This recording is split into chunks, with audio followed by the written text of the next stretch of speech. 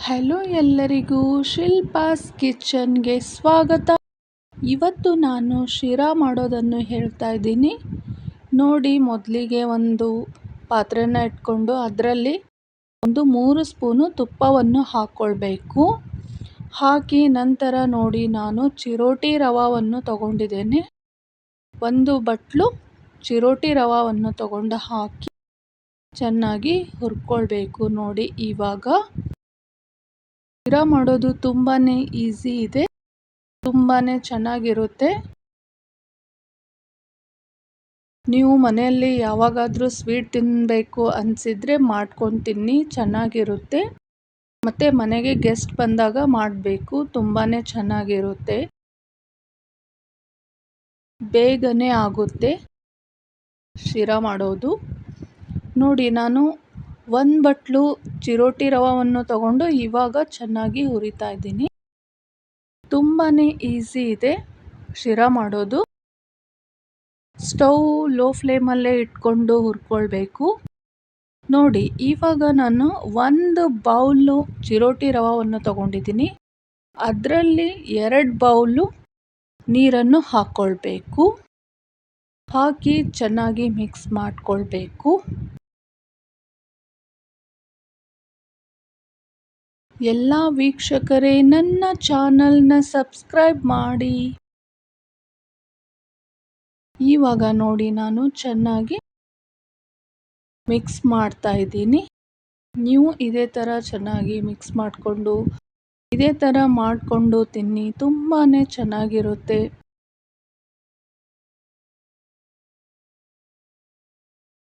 ನೋಡಿ, ಇವಾಗ ಮಿಕ್ಸ್ ಆಗಿದೆ. ನಂತರ ಇದರಲ್ಲಿ ಹಾಲನ್ನು ಹಾಕ್ಕೊಳ್ಬೇಕು. ಒಂದು ಸ್ವಲ್ಪನೇ ಹಾಲು ಹಾಕಿ ಚೆನ್ನಾಗಿ ಮಿಕ್ಸ್ ಮಾಡ್ಕೊಳ್ಳಿ.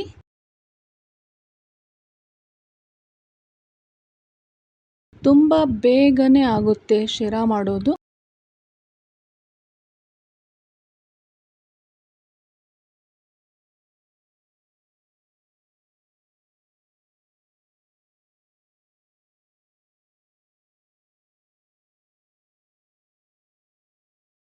ನಂತರ ನೋಡಿ, ಇವಾಗ ಸಕ್ಕರೆಯನ್ನು ಹಾಕ್ಕೊಳ್ಬೇಕು.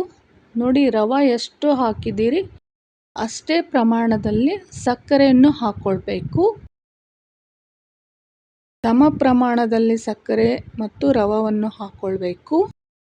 ಇವಾಗ ಚೆನ್ನಾಗಿ ಮಿಕ್ಸ್ ಮಾಡ್ತಾ ಇದ್ದೀನಿ. ನೋಡಿ, ಮಿಕ್ಸ್ ಮಾಡಿಕೊಳ್ಬೇಕು. ಇವಾಗ ನೋಡಿ, 1 ಬಾಳೆಹಣ್ಣನ್ನು ಕಟ್ ಮಾಡಿ ಹಾಕ್ತಾ ಇದ್ದೀನಿ. ಬಾಳೆಹಣ್ಣು ಹಾಕಿದರೆ ತುಂಬಾ ಟೇಸ್ಟಿಯಾಗಿರುತ್ತೆ, ತುಂಬಾ ಚೆನ್ನಾಗಿರುತ್ತೆ.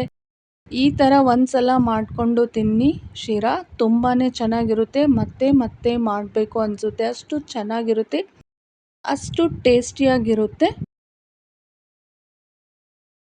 ಮತ್ತು ಮಾಡೋದು ತುಂಬಾ ಈಸಿಯಾಗಿದೆ. ಒಂದ್ಸಲ ಬಾಳೆಹಣ್ಣು ಹಾಕಿ ಶಿರಾದಲ್ಲಿ ಮಾಡಿ ತಿನ್ನಿ, ನೋಡಿ ಎಷ್ಟು ಚೆನ್ನಾಗಿರುತ್ತೆ. ಇವಾಗ ನೋಡಿ, ನಾನು ಮತ್ತೆ ಸ್ವಲ್ಪ ತುಪ್ಪವನ್ನು ಹಾಕ್ತಾ ಇದ್ದೀನಿ. ತುಪ್ಪ ಹಾಕಿ ಮತ್ತೆ ಚೆನ್ನಾಗಿ ಮಿಕ್ಸ್ ಮಾಡಿಕೊಳ್ಬೇಕು.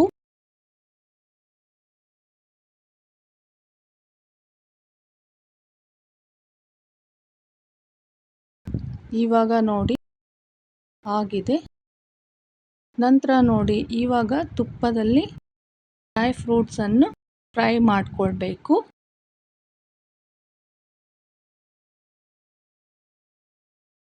ಹಾಕಿ ಚೆನ್ನಾಗಿ ಫ್ರೈ ಮಾಡ್ಕೊಳ್ಳಿ.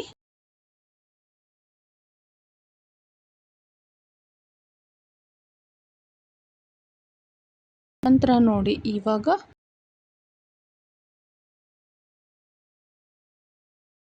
ಮತ್ತೆ ಚೆನ್ನಾಗಿ ಮಿಕ್ಸ್ ಮಾಡಿಕೊಳ್ಬೇಕು.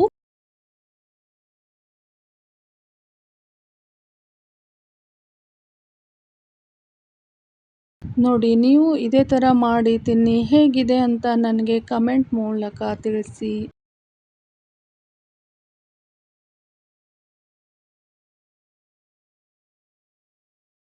ನೋಡಿ, ಇವಾಗ ರೆಡಿಯಾಗಿದೆ. Thank you all for watching.